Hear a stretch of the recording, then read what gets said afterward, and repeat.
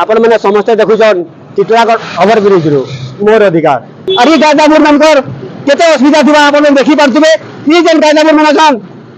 ये देखुन 1 2 3 4 5 6 7 8 9 10 11 12 13 14 15 16 17 18 19 20 21 22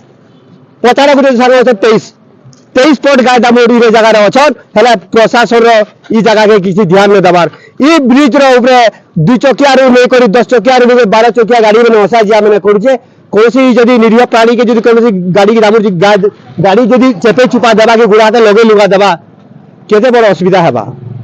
प्रशासन का करछन आज टिटलागढ़ बोली नेसे कि बलांगीर बोली नेसे कि ओडिशा बोली नेसे सारा भारत देश रे सबु जगह रे ई निरीह प्राणी मनकु ने लोक ने छाड़ी दे मेला ढिला छाड़ी दउछन आ संध्या हैला कि सकाल पाइला जे करी बानी के गुरस के दुई करी निजे पी दउछन तापर छाड़ी दउछन केते बेलु न छ जानी पारथिबे ई व्यक्तिटा जे प्राणीटा अछि ई प्राणी केबे कथा कहि न पारे जे कथा कहि पारथुता बोले नि समस्त को नि मुरे मारता न मैं प्रशासन में निवेदन कर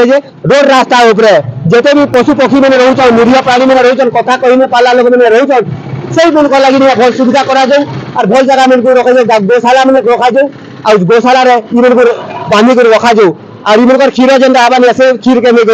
मेडिकल मन को गरीब दुखी लोग मन को दिया जाऊ।